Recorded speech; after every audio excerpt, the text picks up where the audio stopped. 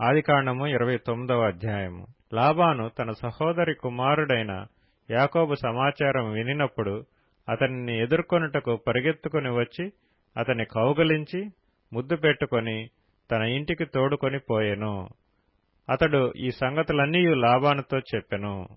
అప్పుడు లాబాను, నిజముగా నీవు నా ఎముకయు నా మాంసమునై ఉన్నావు అనెను. అతడు నెల దినములు అతని యొద్ద నివసించిన తరువాత లాబాను, నీవు నా బంధువుడు వైనందున ఊరకయే నాకు కొలువు చేసెదవా? నీకేమి జీతము కావలెనో చెప్పుమని యాకోబునడిగెను. లాబానుకి 2 కుమార్తెలుండిరి. వారిలో పెద్దదాని పేరు లేయా, చిన్నదాని పేరు రాహేలు. లేయా జబ్బు కండ్లు కలది. రాహేలు రూపవతియు సుందరియు నై యుండెను. యాకోబు రాహేలును ప్రేమించి, నీ చిన్న కుమార్తె అయిన రాహేలు కోసము నీకు 7 సంవత్సరములు కొలువు చేసేదనెను. అందుకు లాబాను, ఆమెను అన్యునికిచ్చుట కంటే నీకిచ్చుట మేలు, నా యొద్ద ఉండుమని చెప్పగా యాకోబు రాహేలు కోసము 7 సంవత్సరములు కొలువు చేసెను. అయినను అతడు ఆమెను ప్రేమించుట వలన అవి అతనికి కొద్ది దినములుగా తోచెను. తరువాత యాకోబు, నా దినములు సంపూర్ణమైనవి కనుక నేను నా భార్య యొద్దకు పోవునట్లు ఆమెను నాకిమ్మని లాబాను నడగగా, లాబాను ఆ స్థలములోనున్న మనుషులనందరినీ పోగుచేసి విందు చేయించి రాత్రివేళ తన కుమార్తె అయిన లేయాను అతని యొద్దకు తీసుకొని పోగా యాకోబు ఆమెను కూడెను. మరియు లాబాను తన దాసి అయిన జిల్పాను తన కుమార్తె అయిన లేయాకు దాసిగా ఇచ్చెను. ఉదయమందు ఆమెను లేయా అని ఎరిగి అతడు లాబానుతో, నీవు నాకు చేసిన పని ఏమిటి? రాహేలు కోసమే గదా నీకు కొలువు చేసితిని, ఎందుకు నన్ను మోసపుచ్చితివనెను. అందుకు లాబాను, పెద్దదానికంటే ముందుగా చిన్నదానినిచ్చుట మా దేశ మర్యాద కాదు.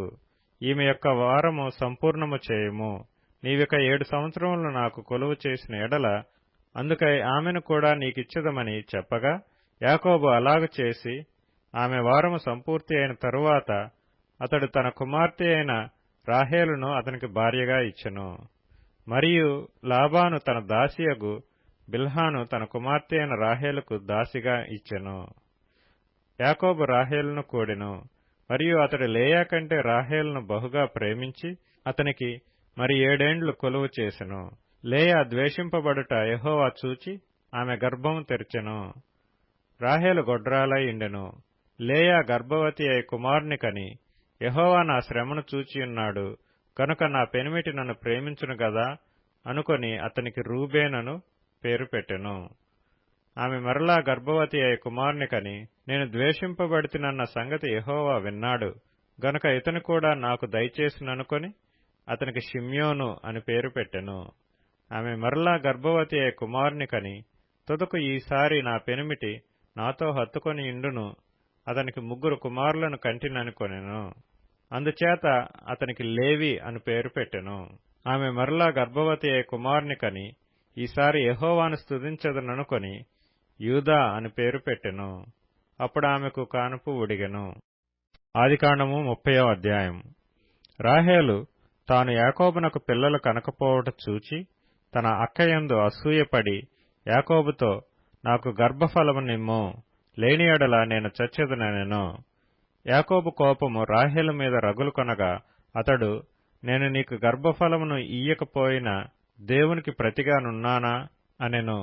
అందుకామె, నా దాసి అయిన బిల్హా ఉన్నది కదా, ఆమెతో పొమ్ము, ఆమె నా కొరకు పిల్లలను కనును, అలాగున ఆమె వలన నాకు పిల్లలు కలుగుదురని చెప్పి తన దాసి అయిన బిల్హాను అతనికి భార్యగా ఇచ్చెను. యాకోబు ఆమెతో పోగా బిల్హా గర్భవతి అయి యాకోబునకు కుమారుని కనెను. అప్పుడు రాహేలు, దేవుడు నాకు తీర్పు తీర్చెను, ఆయన నా మొర విని నాకు కుమారుని దయచేసిననుకొని అతనికి దాను అని పేరు పెట్టెను. రాహేలు దాసి అయిన బిల్హా తిరిగి గర్భవతి అయి యాకోబుకు 2వ కుమారుని కనెను. అప్పుడు రాహేలు, దేవుని కృప విషయమై నా అక్కతో పోరాడి గెలిచితిననుకొని అతనికి నఫ్తాలి అని పేరు పెట్టెను.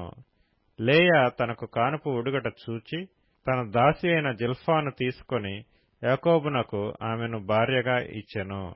లేయా దాసి అయిన జిల్పా యాకోబునకు కుమారుని కనగా లేయా ఇది అదృష్టమే గదా అనుకొని అతనికి గాదు అని పేరు పెట్టెను. లేయా దాసి అయిన జిల్పా యాకోబునకు రెండవ కుమారుని కనగా, లేయా నేను భాగ్యవంతురాలను, స్త్రీలు నన్ను భాగ్యవతి అందురు గదా అని అతనికి ఆషేరు అని పేరు పెట్టెను. గోధుమల కోత కాలములో రూబేను వెళ్లి పొలములో పుత్రదాత వృక్షపు పండ్లు చూచి తన తల్లి అయిన లేయాకు తెచ్చి ఇచ్చెను. అప్పుడు రాహేలు, నీ కుమారుని పుత్రదాత వృక్షపు పండ్లలో కొన్ని నాకు దయచేయమని లేయాతో అనగా, ఆమె, నా భర్తను తీసుకొంటివే, అది చాలదా? ఇప్పుడు నా కుమారుని పుత్రదాత వృక్షపు పండ్లను తీసుకొందువా అని చెప్పెను. అందుకు రాహేలు, కాబట్టి నీ కుమారుని పుత్రదాత వృక్షపు పండ్ల నిమిత్తము అతడు ఈ రాత్రి నీతో శయనించునని చెప్పెను. సాయంకాలమందు యాకోబు పొలము నుండి వచ్చునప్పుడు లేయా అతనిని ఎదుర్కొనబోయి, నీవు నా యొద్దకు రావలెను, నా కుమారుని పుత్రదాత వృక్షపు పండ్లతో నిన్ను కొంటినని చెప్పెను. కాబట్టి అతడు ఆ రాత్రి ఆమెతో శయనించెను. దేవుడు లేయా మనవి వినెను గనుక ఆమె గర్భవతి అయి యాకోబునకు 5వ కుమారుని కనెను. లేయా, నేను నా పెనిమిటికి నా దాసినిచ్చినందున దేవుడు నాకు ప్రతిఫలము దయచేసిననుకొని అతనికి ఇస్సాకారు అని పేరు పెట్టెను. లేయా మరలా గర్భవతి అయి యాకోబునకు 6వ కుమారుని కనెను.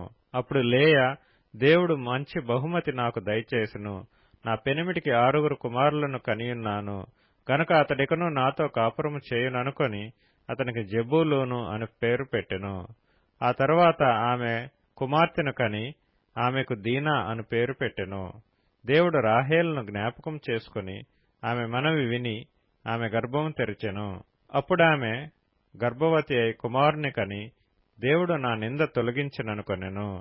మరియు ఆమె, యెహోవా మరియొక కుమారుని నాకు దయచేయునుగాక అనుకొని అతనికి ఏసేపు అని పేరు పెట్టెను. రాహేలు ఏసేపును కనిన తరువాత యాకోబు లాబానుతో, నన్ను పంపివేయుము, నా చోటికిని నా దేశమునకును వెళ్ళెదను, నా భార్యలను నా పిల్లలను నాకు అప్పగించుము, అప్పుడు నేను వెళ్ళెదను. వారి కోసము నీకు కొలువు చేసితిని, నేను నీకు కొలువు చేసిన విధమును నీవెరుగుదువు గదా అని చెప్పెను. అందుకు లాబాను అతనితో, నీ కటాక్షము నా మీదనున్న ఎడల నా మాట వినుము, నిన్ను బట్టి యెహోవా నన్ను ఆశీర్వదించునని శకునము చూచి తెలుసుకొంటినని చెప్పెను. మరియు అతడు, నీ జీతమెంతయని నాతో స్పష్టముగా చెప్పుము, అది ఇచ్చెదనెను. అందుకు యాకోబు అతని చూచి, నేను నీకెట్లు కొలువు చేస్తునో నీ మందలు నా యొద్ద ఎట్లుండెనో అది నీకు తెలియను. నేను రాకమునుపు నీకుండినది కొంచెమే, అయితే అది బహుగా అభివృద్ధి పొందెను. నేను పాదం పెట్టిన చోటెల్లా యెహోవా నిన్ను ఆశీర్వదించెను. నేను నా ఇంటివారి కొరకు ఎప్పుడూ సంపాద్యము చేసుకుందునెను. అప్పుడు అతడు, నేను నీకేమి ఇయ్యవలెనని అడిగినందుకు యాకోబు, నీవు నాకేమీయూ ఇయ్యవద్దు, నీవు నా కొరకు ఈ విధముగా చేసిన ఎడల నేను తిరిగి నీ మందను మేపి కాచెదను. నేడు నేను నీ మంద అంతటిలో నడిచి చూచి పొడలైనను మచ్చలైనను గల ప్రతి గొర్రెను, గొర్రె పిల్లలలో నల్లని ప్రతిదానిని, మేకలలో మచ్చలైనను పొడలైనను గల వాటిని వేరుపరచెదను. అట్టివి నాకు జీతమగును. ఇక మీదట నాకు రావలసిన జీతమును గూర్చి నీవు చూడవచ్చినప్పుడు నా న్యాయ ప్రవర్తనయే నాకు సాక్ష్యమగును. మేకలలో పొడలైనను మచ్చలైనను లేనివన్నీయు, గొర్రె పిల్లలలో నలుపు లేనివన్నీయు నా యొద్దనున్న ఎడల నేను దొంగిలించితినని చెప్పవచ్చునెను. అందుకు లాబాను, మంచిది, నీ మాట చొప్పుననే కానిమ్మనెను. ఆ దినమున లాబాను చారయైనను మచ్చయైనను గల మేకపోతులను, పొడలైనను మచ్చలైనను గల పెంటి మేకలన్నిటినీ, కొంచెము తెలుపు గల ప్రతి దానిని, గొర్రెపిల్లలలో నల్లవాటినన్నిటినీ వేరుచేసి తన కుమారుల చేతికి అప్పగించి తనకును యాకోబునకును మధ్య 3 దినముల ప్రయాణమంత దూరం పెట్టెను. లాబాను యొక్క మిగిలిన మందను యాకోబు మేపుచుండెను. యాకోబు చినారు జంగిసాలు అను చెట్ల చువ్వలను తీసుకొని ఆ చువ్వలలో తెల్లచారలు కనబడినట్లు అక్కడక్కడ వాటికి తొక్కలు వలిచి, మందలు నీళ్లు త్రాగ వచ్చినప్పుడు అవి చూలు కట్టుటకు అతడు తాను ఒలిచిన చువ్వలను మందలు త్రాగుటకు వచ్చు కాలవలలోనూ నీళ్ల గాళ్లలోనూ వాటి ఎదుట పెట్టగా, మందలు ఆ చువ్వల ఎదుట చూలు కట్టి చారలైనను పొడలైనను మచ్చలైనను గల పిల్లలను ఈనెను. యాకోబు ఈ గొర్రె పిల్లలను వేరుచేసి చారలు గల వాటి తట్టును, లాబాను మందలలో నల్లని వాటి తట్టును, మందల ముఖములు త్రిప్పి తన మందలను లాబాను మందలతో నుంచక వాటిని వేరుగా నుంచెను. మందలో బలమైనవి చూలు కట్టినప్పుడెల్లను అవి ఆ చువ్వల ఎదుట చూలు కట్టునట్లు యాకోబు మంద కన్నుల ఎదుట కాలవలలో ఆ చువ్వలు పెట్టెను. మంద బలహీనమైనప్పుడు పెట్టలేదు.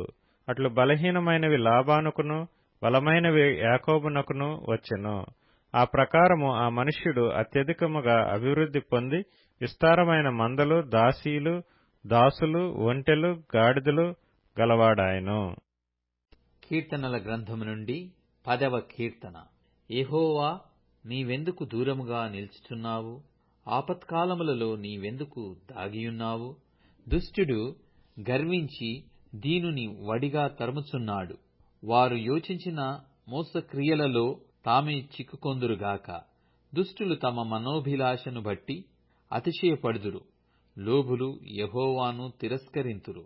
దుష్టులు పొగరెక్కి యెహోవా విచారణ చేయడనుకొందురు. దేవుడు లేడని వారెల్లప్పుడు యోచించుదురు. వారెల్లప్పుడు భయము మానుకొని ప్రవర్తింతురు. నీ న్యాయ విధులు ఉన్నతమైనవై వారి దృష్టికి అందకుండును. వారు తమ శత్రువులనందరినీ చూచి తిరస్కరింతురు. మేము కదల్చబడము, తరతరముల వరకు ఆపద చూడము అని వారు తమ హృదయములలో అనుకొందురు. సామెతలు 2వ అధ్యాయము. మరియు అది జార స్త్రీ నుండి, మృదువుగా మాటలాడు పరస్త్రీ నుండి నిన్ను రక్షించును. అట్టి స్త్రీ తన యవనకాలపు ప్రియుని విడుచునది, తన దేవుని నిబంధనను మరచునది. దాని ఇల్లు మృత్యువునొద్దకు దారితీయును. అది నడుచు త్రోవలు ప్రేతల యొద్దకు చేరును. దాని యొద్దకు పోవు వారిలో ఎవరునూ తిరిగి రారు. జీవమార్గములు వారికి దక్కవు. నా మాటలు వినిన ఎడల. మత్తయి సువార్త 11వ అధ్యాయం. యేసు తన 12 మంది శిష్యులకు ఆజ్ఞాపించుట చాలించిన తరువాత వారి పట్టణములలో బోధించుటకును ప్రకటించుటకును అక్కడ నుండి వెళ్లిపోయెను. క్రీస్తు చేయుచున్న కార్యములను గూర్చి యోహాను చెరసాలలో విని, రాబోవు వాడవు నీవేనా? మేము మరియొకని కొరకు కనిపెట్టవలెనా అని ఆయనను అడుగుటకు తన శిష్యులనంపెను. యేసు వారిని చూచి, మీరు వెళ్లి విన్నవాటిని కన్నవాటిని యోహానుకు తెలుపుడి.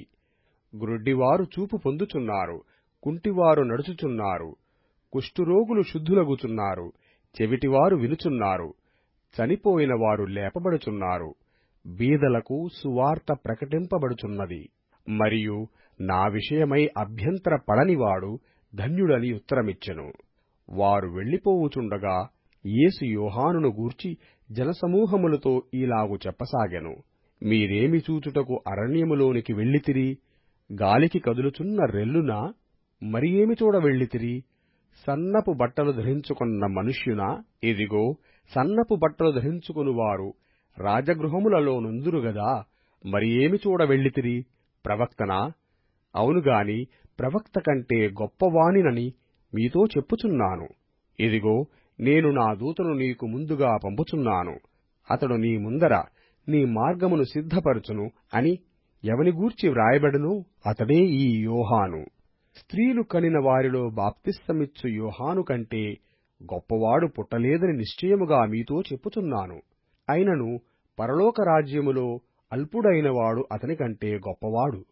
బాప్తిస్తమిచ్చు యోహాను దినములు మొదలుకొని ఇప్పటి వరకు పరలోక రాజ్యము బలాత్కారముగా పట్టుబడుచున్నది. బలాత్కారులు దానిని ఆక్రమించుకొనుచున్నారు. యోహాను కాలము వరకు ప్రవక్తలందరూ ప్రవచించుచూ వచ్చిరి, ధర్మశాస్త్రము సహా ప్రవచించునుండును. ఈ సంగతినంగీకరించుటకు మీకు మనస్సుంటే రాబోవు ఏలీయా ఇతడే. వినుటకు చెవులు గలవాడు వినుగాక. ఈ తరము వారిని దేనితో పోల్చుదును? సంత వీధులలో కూర్చునియుండి మీకు పిల్లనగ్రోవి ఊదితిమిగాని మీరు నాట్యమాడరైతిరి, ప్రలాపించితిమిగాని మీరు రొమ్ము కొట్టుకునరైతిరని తమ చెలికాండ్రతో చెప్పి పిలుపులాటలాడుకొను పిల్లకాయలను పోలియున్నారు. యోహాను తినకయూ త్రాగకయూ వచ్చెను గనక వీడు దయ్యము పట్టినవాడని వారనుచున్నారు. మనుష్యకుమారుడు తినుచును త్రాగుచును వచ్చెను గనుక ఇదిగో వీడు తిండిబోతును మద్యపానియు సుంకరులకును పాపులకును స్నేహితుడునని వారనుచున్నారు. అయినను జ్ఞానము జ్ఞానమని దాని క్రియలను బట్టి తీర్పు పొందుననెను.